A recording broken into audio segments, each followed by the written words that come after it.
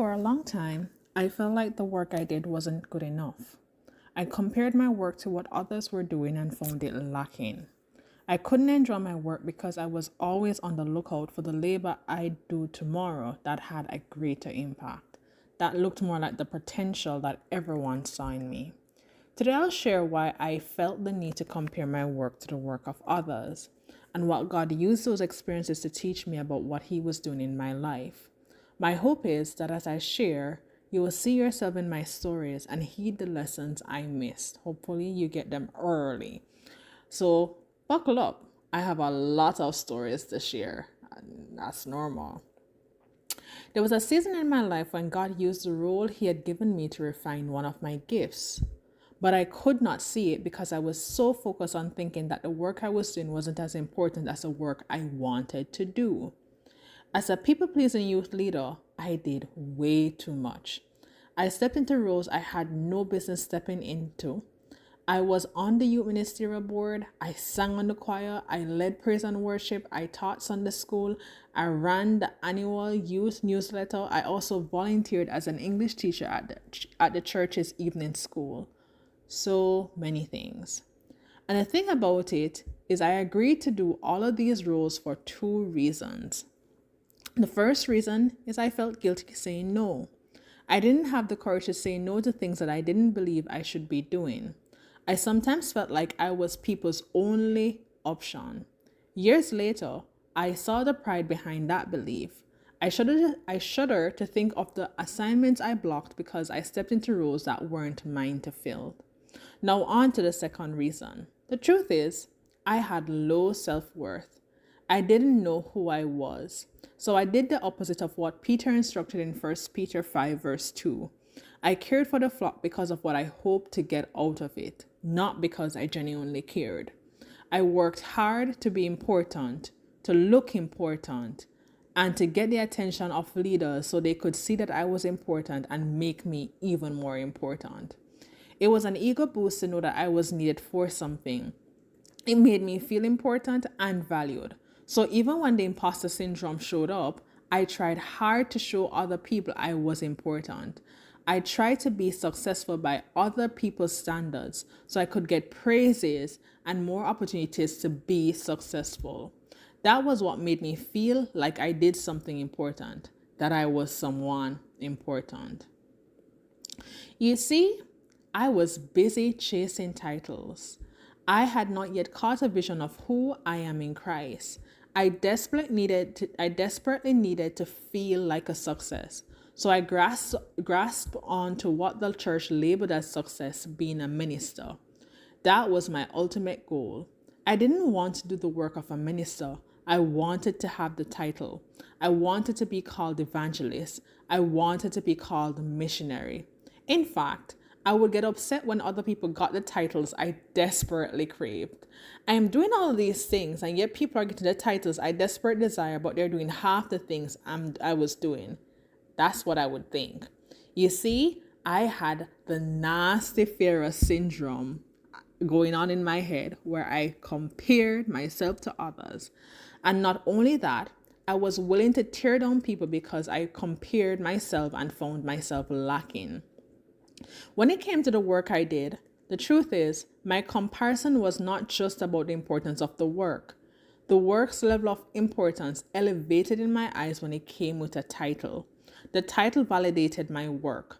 Without the title, my work wasn't esteemed. Without the title, I wasn't seen and appreciated. I needed the approval, so I spent hours gleaning in fields I had no business being in. I made the error that a lot of us make when we seek external validation from people. I missed God's approval of my teaching ministry. I mistook getting a title from man as being the same as somebody who was actually doing the work that the title represented. I valued the wrong thing so hard that I resented an assignment that God was using to prepare me for my future. The truth is, let's look at the backstory of this. One of my spiritual moms asked me if I could be an assistant Sunday school teacher for her class of teenagers because she had to work on Sundays and she did not want to lose her kids. I remember saying yes out of pressure and loyalty for her than actually wanting to do it. Then I showed up with a hint of resentment, not excitement. Then I'd remember that season of with resentment for years until God opened my eyes. I missed that God used that season to give me teaching experience that honed my teaching ministry, to hone my gift of wisdom, to literally give me a hidden platform to refine how I teach. I spent an entire season resenting the very thing that God used to shape me because I perceived other roles as being more important than the role that I carried. I was too busy trying to do all the other things to get a title that I thought would be the gateway to more important work. My pink flamingo friend, this is a call to awareness, to not just get your ducks in a row around your identity and your perception of the work you're doing, but also to learn how to do that work with joy and peace. Heed the caution in Zechariah 4 verse 10. Do not despise these small beginnings, for the Lord rejoices to see the work begin, to see the plumb line in Zerubbabel's your hand. Now, there's been many seasons when I did the opposite of what Zechariah advises. I despise my small beginnings with passion. In fact, when I reflect on my life, I see two recurring patterns emerging. The first one, the small important things God told me to do over the years, they added up. This blog was once small, unimportant work that I thought I would do and that I could do whenever I felt like it. And yet, it was a seed that God had given me to sow. It shaped my writing skills. Eventually, stories from this blog landed in my books and in speaking engagements. Eventually, it became the Pink Flamingo Way, coupled with weekly Pink Flamingo steps. And if you're listening to this blog post, you'll find that it eventually landed on my YouTube channel. My Pink Flamingo friend, do not despise small beginnings. The work that we do adds up. The second recurring pattern that I saw is there are many people around me that I am glad chose to stay in small, unimportant places and serve joyfully in big, impactful ways. I recently cried as I reflected on how little I honor the role of a mentor of mine played in my life. I was a teenager who got a job as a summer worker, and that transformed into my job throughout college. My boss took me under her wing. She supported me, made space for me to explore my passions, and encouraged me in ways I did not know I needed. In fact, it is only in hindsight that I realized how much her service meant to me, how much her kindness helped me to survive that hard, chaotic time of my life. I made it because someone chose to do the work that wouldn't seem important to many. I survived and thrived because someone stayed in a space that allowed them to lift others up, never quite knowing what that would lead to. They stayed in their lane, and it was the most impactful thing they could have done. And with that said, I do want to touch on what it means to stay in your lane. God re-landed that message for me recently in a very real way. A couple of months ago, I thought that the way to help my husband Jeremy was to be someone who was beside him, helping him do the things he was called to do, especially the things I was really good at. I thought that was a path to being a good helpmate, but in his sight, it wasn't. And in God's eyes, it was the worst thing I could do for either one of us. We came to that realization only after we had a disagreement that left us both feeling unloved and unappreciated. He asked for my help with something. I couldn't get to it quickly enough because I was too busy doing self-assigned things I thought he needed help with. I had my way of wanting things done and the timing within which things needed to be done. In the midst of me being angry and complaining about him not seeing that I was helping and feeling undervalued, the Lord said to me, "Stay in your lane, Shanielle. Where he thinks he needs help from you is not the thing I've called you to give him help with. What you think you need to help him with is not the thing I have called you to help him with." He said to me, "In fact, you need to sit your butt down and ask me how you should love your husband in the way that he needs to be loved. How do you need to serve your husband now?" When I sat down and listened, the thing that came up for me was that my husband needed me to see and interact with him the way God sees him. He needed to be reminded of who he is, of his pink flamingo self. When I operated in that role, the effect on both of us was way beyond anything I imagined. In God's sight, that is the most valuable thing I could ever do for him, for me, and for us. I would have missed this very important work if I had not been obedient and shifted into the lane that God assigned me. If I had been disobedient and continued operating in the lane that I felt was important work, I would have missed the work that was truly important. That was not the only thing there. I had to release control of what I thought I knew and follow where God led me. God went on to show me that the reason why I was so bent on being side by side with my husband and trying to help him wasn't just because I wanted to support him. My core reason was because I was battling anxiety around money. I thought by being there alongside him, we'd hit our financial goals faster.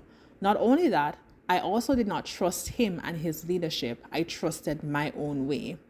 My anxiety pushed me to try to control outcomes by pushing me to take control in ways I was never meant to take control. It is no wonder I ended up with results that I did not want. Jeremy resented it and rebelled, and I put that in air quotes, and I resented his rebellion and labeled it as him being unappreciative of my work. Neither one of us got the things we truly needed because I was trying to control things. I ended up in a place where I was never meant to be, getting results that I was never meant to get. Have you ever been there? Stepping in a role, an assignment that you were never meant to be in because you needed some sense of control, because of your anxiety, because you think things will only happen if you are there, that your presence makes things happen faster.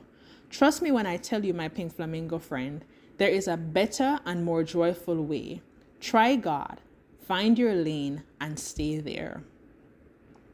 I cannot emphasize this enough. Small beginnings add up to big impact. So don't despise what God is building.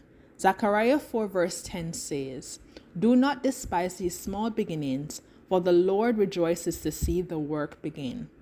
God rejoices in your small beginnings. He celebrates when you show up faithfully in the lane he assigned you to. Even when it doesn't feel important to anyone else, it is important to him and his plans for you. Your current assignment isn't punishment. Sometimes it is preparation. At all times, it is the best place for you to be. Your small, unimportant work is a seed of something significant. Staying in your small, unimportant lane is the most impactful thing you can ever do. My pink flamingo friend, I spent years despising my small beginnings and missed the blessing right in front of me. Don't make my mistakes. And now, I want to leave you with your pink flamingo step for today. Here is how you can find joy in your current assignment. Pause today and ask God, what do you want me to do today? No matter how small or unimportant it may seem, do it. Do that work with joy and peace, because small acts of disobedience prepare you for greater assignment. That's Bible there. In fact, Luke 16:10 puts it this way: if you're faithful in little things, you will be faithful in large ones. But if you're disobedient in little things, you won't be honest with greater responsibilities. My pink flamingo friend, your lane matters. Your work matters. You matter. Bird's bird, you. Will you joyfully in your assigned lane today? And speaking of lanes, here's my call to action for you. After you've done your pink flamingo step for today, if you're looking for more pink flamingo steps so that you can be your best self, be who you were created to be, your pink flamingo self, someone who shows up confidently as who you were created to be as you serve others around you in a way that honors God, honors you, and honors them, I invite you to join the email list, a Pink Flamingo Steps email list, where you get a weekly step around how to go about doing that, to do that, small practical step to doing that. You can also check the link in the description below. You can also get my book, In Search of the Pink Flamingo, where that talks about the whole journey to go about recovering your identity and include a whole lot of activities around doing that practically in your life. My dear friend, bird's bird, flamingos, flamingos, Shaniel, Shaniel, will you today?